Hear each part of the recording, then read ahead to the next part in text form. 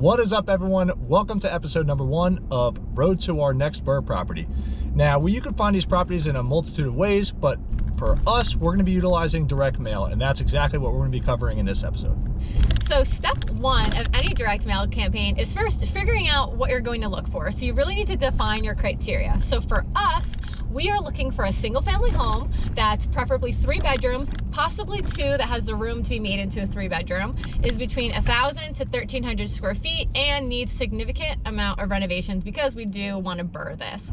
So once you have step 1 out of the way, you've already identified your criteria. Step 2 is building the list. Now, we're big on DIY investing, and we've definitely have been moving over to outsourcing and scaling a little bit more, but our motto is small but mighty. And so instead of paying a large company to pull a list for us and do the mailers for us, we're gonna be doing it ourselves. We actually did something similar with property number 5, and that's how we landed it, and it was a big success. Might be beginner's luck, but we're gonna try it again. So to build this list, we are going to do a mixture of driving for dollars and pulling expired listings, which we'll get to in a little bit. But first, let's drive for dollars.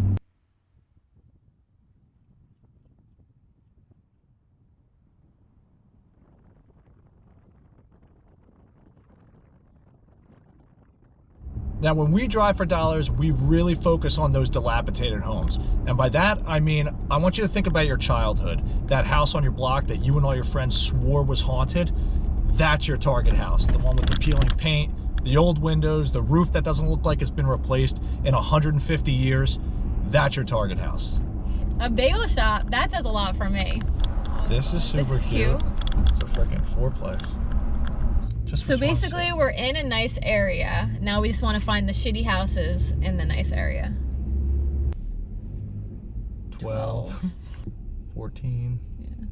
I feel like we should just send mailers to every house on this block. So there are a lot of apps you could use. Honestly, we just like to prefer to, we write the street down and then we just list the numbers and we just shout them out to each other and we write them down. Okay, so what street are we on? I need to do roof. I'm writing you down, brother. 38. Yeah. Yes. This one's a shit show, 42. 45. Are we moving here? Dude, I would. Are we gonna house hack here? I would. I would add this to the list because it's close enough to your work. Yeah. And close enough for my work. Yeah. I like the downtown. So we were just looking for a single family, but maybe we'll look for a duplex now.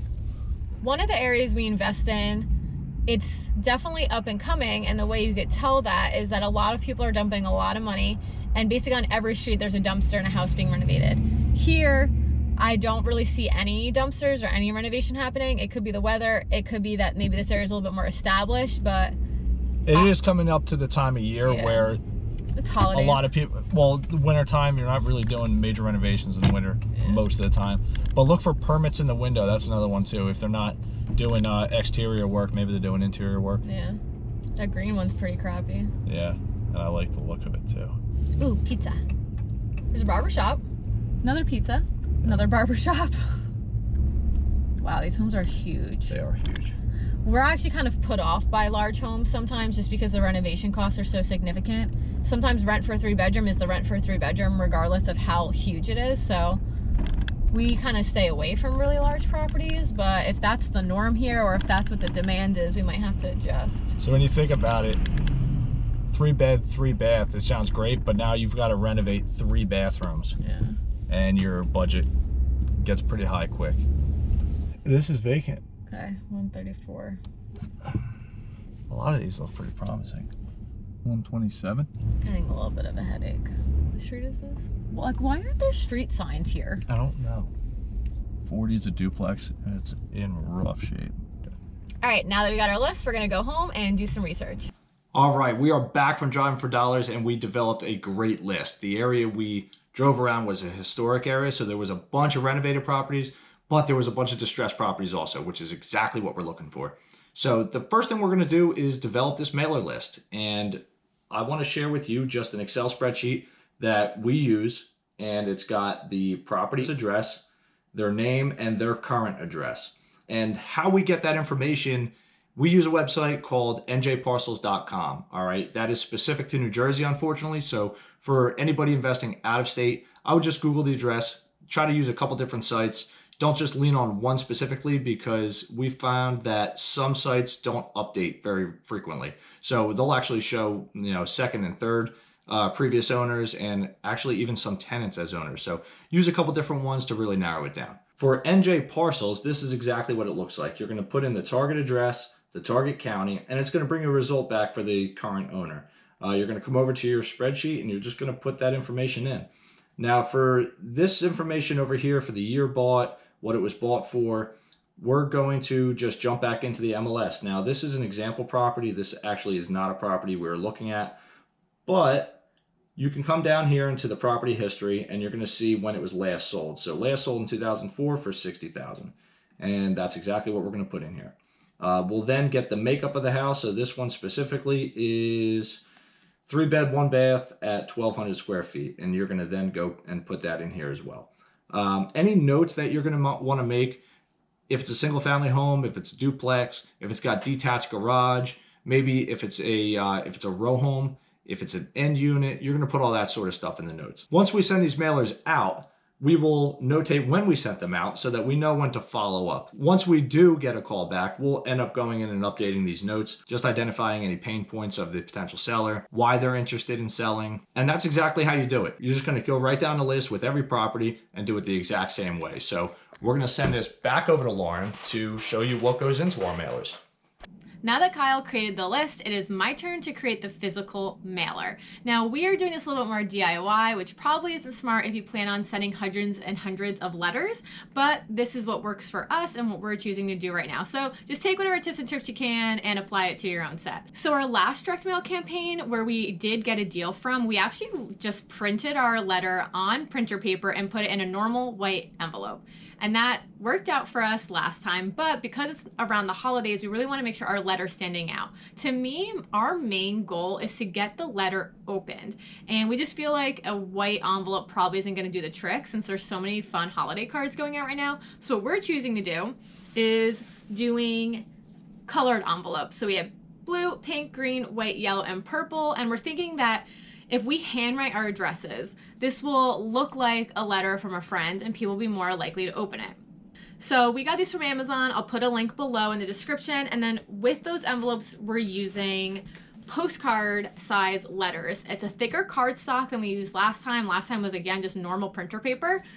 So super excited about this. It is just an Avery postcard. So you can go to Staples, you can go to Office Depot. We got it on Amazon. Again, I'll put the link below, and it's just Avery 8387. And what I love about these postcards is that to create the physical letter, you can just go to avery.com, and on their website, then you go to templates, click find a template, and then you just enter the product number. So this, again, is 8387. So now you can download this template in a bunch of different files: Microsoft, Photoshop, Adobe Illustrator. For this purpose, we're going to do Microsoft Word. And I want our letters to be wide, so we're going to download template. I'm just going to download it as a guest. Okay, now I can go to my downloads folder and pull up the template. So this is what you get. And you basically can just start typing in what you want your letter to look like. We are choosing to go a more personal route. We don't necessarily want to be that super flashy yellow letter that says, "We can close quick, we can close with cash, sell your house fast." We kind of want to, again, make people feel like we're going to help their problems, and we're just a normal couple that's investing in the area, and if they happen to have something to sell, we'd love to have a conversation with them. So we're trying to go that personal route again. We actually create two sets of copy for our mailers. One is for owner occupants, so people who are actually living in the home and this is their primary residence, and the other is for investors. And basically we feel like investors and primary homeowners have different motives for selling, and that requires different types of copy. So I'm going to show you the two types of copy that we're going to use. Okay, so I already had the copy, so I'm just copying it into this template. And basically the copy for the investor says this: to, and then you'd put the owner of the property's name. We are Kyle and Lauren, and we're interested in buying your property at 123 North Main Street, Happytown, New Jersey. We're local to the area and are working towards growing our small hands-on rental portfolio. We can close at your convenience in all cash and can buy your property in any condition. If you're interested in selling this property or any others you may own, please give us a call or text at, and then we put our Google Voice number. And then we look forward to hearing from you. Lauren and Kyle Clugston. So the reason that this is the copy we're going to be using for investors is that we're letting them know, hey, we're like you, or maybe we want to be like you, and we do have an idea of what we're doing. So we do feel like that's good copy to use. And then we're also going to add a photo of ourselves. We feel like it adds a personal touch, puts a face to the name, and hopefully it makes people feel a little bit more comfortable with us. All right, so we have our photo. I'm going to square it, which makes it easier to move around. Should make it easier to move around. There we go. There we go. I feel like that looks good. Little picture of us. Little bit of copy letting them know we're interested in. Okay, so after a little playing around, I got the templates to work the way I wanted them to. So now this is the investor copy. Let me show you what we're going to do for owner-occupant copy. Okay, so now the main change is instead of saying we're local to this area and are working towards growing our small hands-on portfolio, we're going to say we're local to this area and we love the neighborhood. We really want people to know that we do care about the community. So we'll change that in all of the copy. Now you could do Google Voice or you could do Vumber. There are a bunch of other different services you could use. We just personally don't want to give out our own address. So now that we have the copy, we can take the information from our list and add it to our actual mailer. Now, you could do this a manual way. You can just go in and type to Brian Smith at 123 Main Street, or you can use a system like MailMerge, where you just upload your information properly in your Excel spreadsheet, and then this software will pre-populate everything into your mailer, which is a huge time savings. So I'm going to populate all the information, and then we can print. So they just print out like this. And they snap because they have perforated edges already. And you have a cute little postcard. Oh, you bitch. Oh.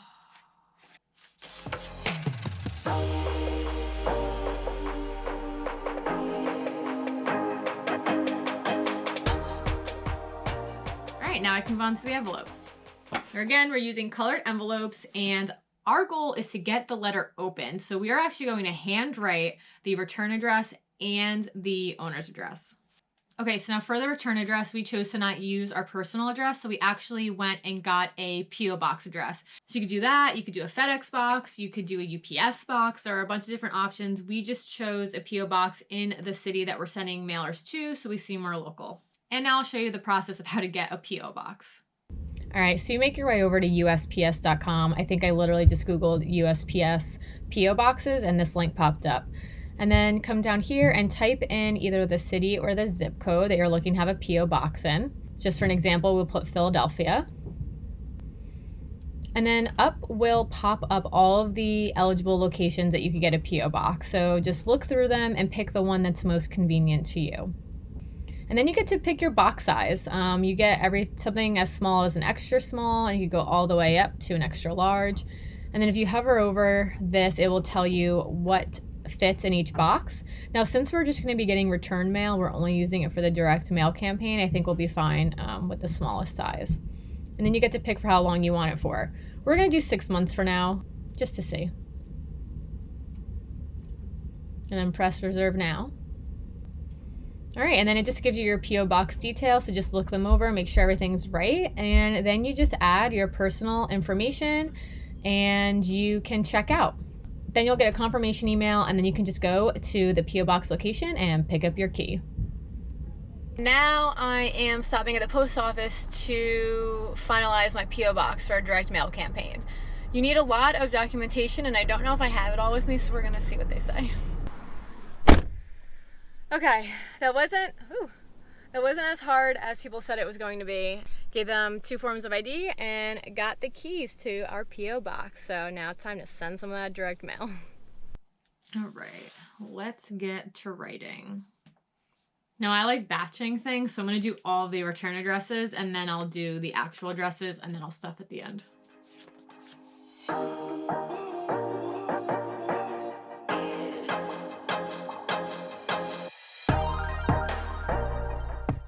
Now that I have the return addresses, now I will write the owner addresses.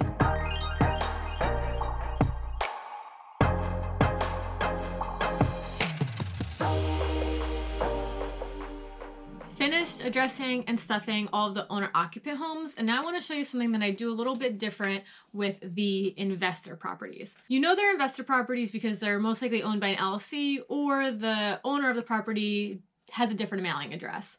So for these, obviously, you know, we did different copy that's a little bit more investor friendly, if you will. Now we're also just going to add a little handwritten note to the investor ones, and it's going to say, P.S. would also just love to chat about how you grew your portfolio. Our thought behind this is that maybe they're not interested in selling, but we still want to be able to create a relationship. So maybe they'll call and just want to chat, and then maybe they'll want to sell in the future.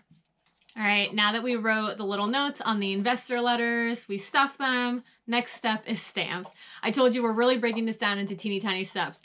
Now, stamps, you could just go buy them from the post office or from another store and pay full price, but I'm not about ever paying full price. So what we do is we actually buy stamps in bulk on eBay. So now I'll show you how to do that. All right, so we're just gonna type in eBay stamps. Stamps for sale.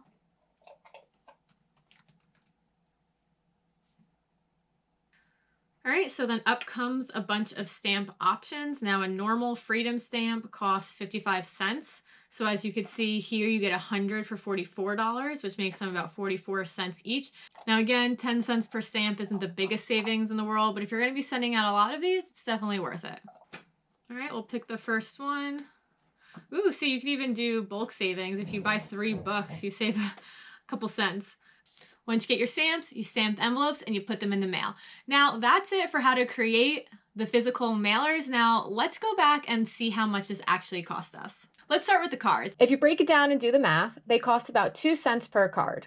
The colorful envelopes we bought off Amazon are 43 cents per envelope, and the stamps we bought off eBay are 44 cents per stamp.